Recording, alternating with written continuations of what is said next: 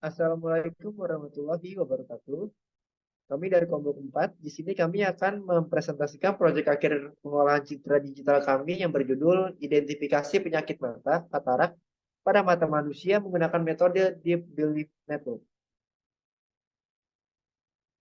Untuk anggota kelompok kami terdiri dari Karunia Agustiani yang dengan NIM akhir 002, Lutfi Nova Pratama dengan NIM akhir 023, saya sendiri Fakri Muhammad Iksan dengan NIM 037, dan Hana Mumtaz dengan NIM akhir 041. Untuk proyek akhir kami terdiri dari pendahuluan, kajian pustaka, metode penelitian, hasil dan pembahasan, dan yang terakhir adalah kesimpulan.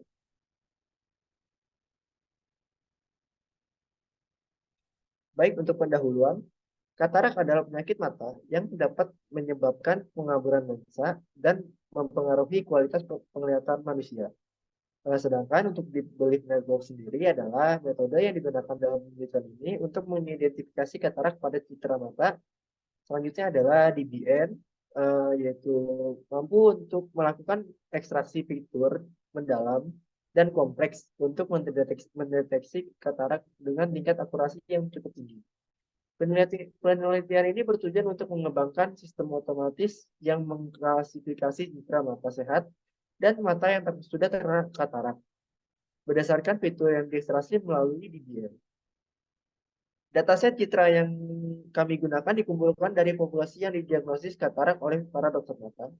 Penelitian ini diharapkan dapat meningkatkan akurasi dan kecepatan dalam mendiagnosis katarak, sehingga pasien dapat menerima perawatan yang tepat waktu dan juga efisien. Teknologi ini juga diharapkan dapat dikembangkan untuk digunakan pada smartphone agar dapat diakses oleh lebih banyak masyarakat.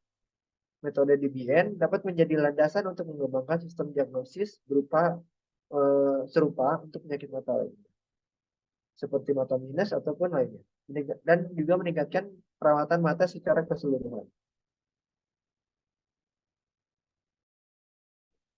Baik, selanjutnya ini ada kajian pustaka, di mana kajian pustaka ini meliputi 5 poin, yaitu tentang pengolahan citra digital, Python, mata, DBN atau Deep Learning Network, dan juga pelatihan model DBN. Untuk yang pertama ini ada pengolahan citra digital, yang mana pengolahan citra digital merupakan proses untuk mengolah sebuah citra atau gambar berdasarkan nilai-nilai pixel pada citra. Baik, yang selanjutnya ini ada Python, di mana Python itu merupakan sebuah bahasa pemrograman tingkat tinggi yang sering digunakan dalam pengembangan perangkat lunak, analisis data, kecerdasan buatan, dan juga pengembangan web. Selain itu, Python ini merupakan bahasa pemrograman yang dianggap mudah untuk dipelajari dan juga berfokus pada kode yang mudah terbaca. Yang selanjutnya ini ada penjelasan dari mata. Mata itu merupakan alat indera sebagai organ penglihatan, dan pada mata ini terdapat beberapa gangguan yang salah satunya itu ada katarak, di mana katarak itu merupakan kondisi mata ketika lensa mata itu menjadi keruh yang mengakibatkan masuknya cahaya ke mata itu terganggu. Next, selanjutnya ini ada Deep Belief Network atau DBN yang merupakan suatu metode yang terdiri dari beberapa stek lapisan RBM atau Restrict Boltzmann Machines. Yang selanjutnya ini ada pelatihan model DBN yang menggunakan langkah-langkah data augmentasi untuk menghindari overfitting.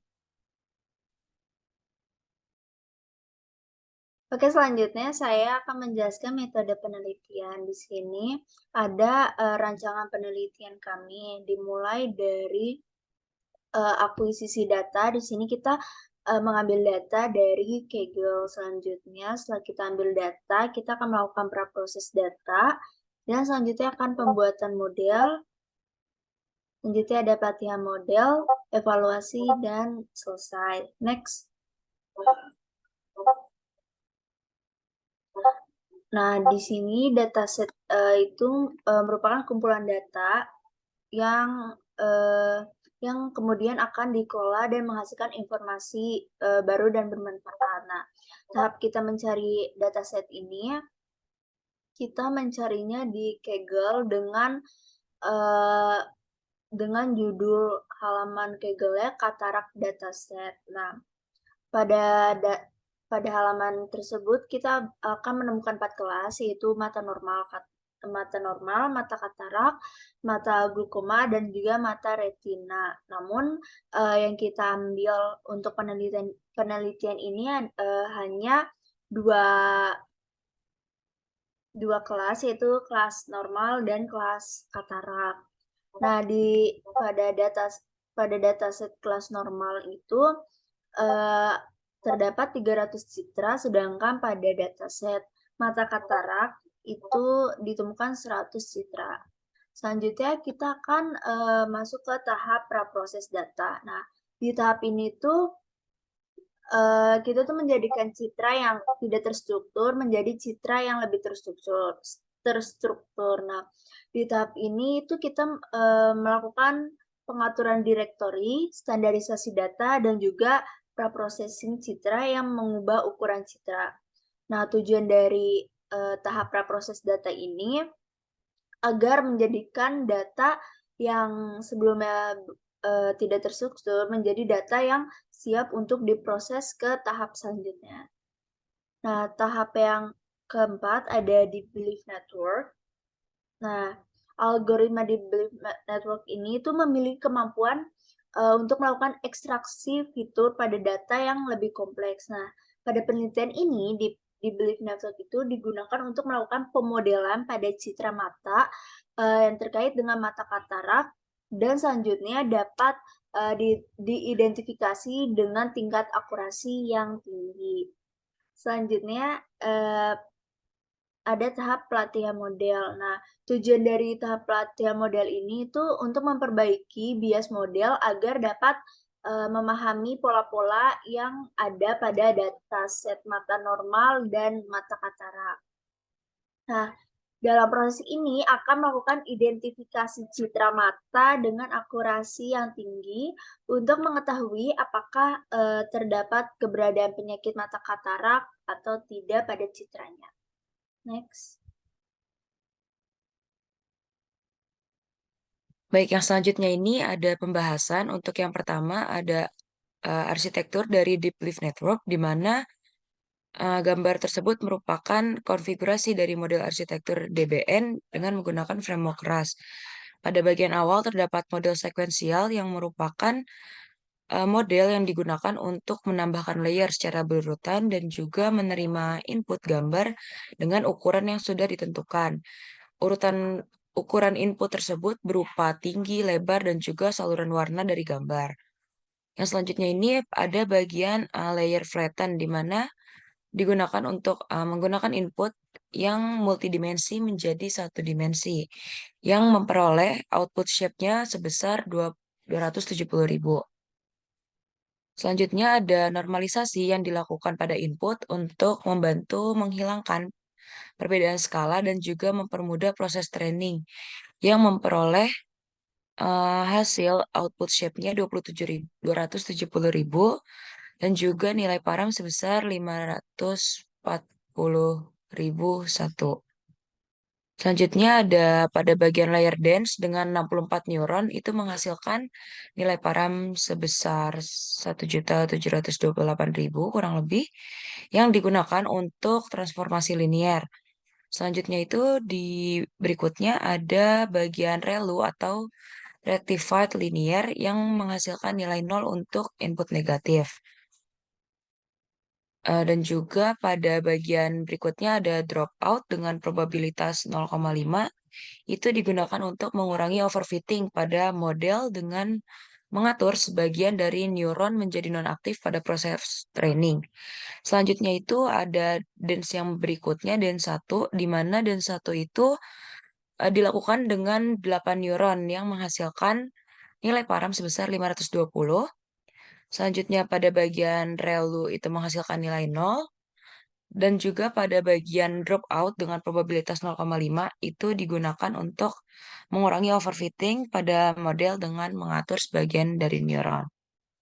Yang berikutnya juga ada dense 2 di mana itu menggunakan 16 neuron yang akan menghasilkan nilai param sebesar 144 yang digunakan untuk transformasi linear. Yang berikutnya ini ada ReLU sama seperti sebelumnya yang menghasilkan nilai 0 untuk input negatif. Kemudian ada dropout dengan probabilitas 0,5 yang digunakan untuk mengurangi overfitting. Kemudian pada bagian dance 3 itu layers tersebut menggunakan 32 neuron yang akan menghasilkan nilai param sebesar 544 yang digunakan untuk transformasi linear. Yang kemudian pada bagian relunya atau activation reactify linear itu menghasilkan nilai 0 juga untuk input negatif. Kemudian pada bagian dance 4 itu menggunakan satu neuron yang mana menghasilkan nilai param sebesar 33. Kemudian ada activation-nya menggunakan relu itu menghasilkan nilai 0 untuk input negatif. Sehingga total param yang diperoleh itu ada 17.821.306 dan nilai trainable paramnya itu kurang lebih 17 juta dan nilai non trainable paramnya itu 540.000. Mungkin next bisa dilanjutkan oleh teman saya. Oke, selanjutnya adalah distribution data, train, dan juga test. Data yang kami gunakan yaitu sebanyak 400 dataset yang terdiri dari citra mata katarak dan juga citra mata normal. Dengan 320 data adalah data train dan 80 data adalah data validation. Data training dan validasi tersebut digunakan dalam proses training, tuning, dan evaluasi model DBM. Sedangkan data test digunakan untuk menguji performa dari model hasil training tersebut setelah mendapatkan citra dengan ukuran yang seragam dan distribusi data citra. Selanjutnya masuk ke dalam pengklasifikasian pengklasifikasian. Pada tahap ini kami menggunakan parameter seperti yang terlihat pada tabel berikut ini, yaitu ukuran citra adalah 300x300 px. Lalu selanjutnya adalah epoch, yaitu sebanyak 15 epoch, dan juga batch size sebanyak 32. Next. Berdasarkan parameter yang telah ditetapkan, kami mendapatkan hasil seperti gambar berikut, yaitu pada gambar ini adalah menunjukkan perbandingan antara data train loss dan juga data validation loss. Sedangkan selanjutnya, nah pada gambar ini yaitu menunjukkan perbandingan akurasi antara train dan juga validation. Kedua grafik ini memberikan gambaran bagaimana train loss dan akurasi berubah seiring dengan jumlah epoch pada data train dan juga data validation. Tujuan dari grafik ini yaitu adalah untuk mengetahui kemajuan dari pelatihan model dan mengidentifikasi apakah model cenderung overfitting atau underfitting. Dan didapat pada gambar ini menghasilkan akurasi sebesar 75%.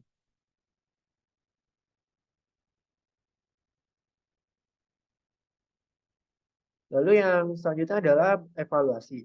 Pada bagian precision akan menampilkan seberapa akurat model dalam mengklasifikasi sampel yang sebenarnya positif. Recall mengukur sejauh mana model dapat mengingat sampel yang sebenarnya positif. F1 score merupakan ukuran gabungan yang memadukan precision dan recall.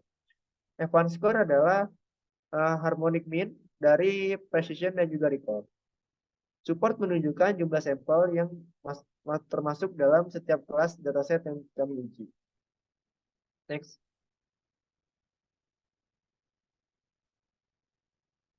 Selanjutnya, pada kesimpulan dari penelitian yang kami buat yaitu identifikasi penyakit katarak pada mata manusia menggunakan metode DBN atau Deep Belief Network yang menggunakan dua kelas pada dataset yaitu mata normal dan mata katarak dengan menerapkan 4 layer pada konfigurasi model DBN dan menggunakan 15 epoch didapatkan hasil akurasi sebesar sekitar 72%. Dari hasil akurasi tersebut menyatakan bahwa metode Deep Belief Network ini cocok digunakan untuk mengidentifikasi citra digital seperti mata manusia dengan memperhatikan kualitas kualitas dari dataset citra digital yang ada. Semakin bagus kualitas dataset citra digital, maka semakin bagus pula hasil akurasi yang akan diperoleh. Tak hanya itu, banyaknya layer yang digunakan pada pemodelan juga berpengaruh terhadap akurasi yang nanti didapatkan. Sekian penjelasan dari penelitian yang kami lakukan. Kurang lebihnya mohon maaf. Wassalamualaikum warahmatullahi wabarakatuh.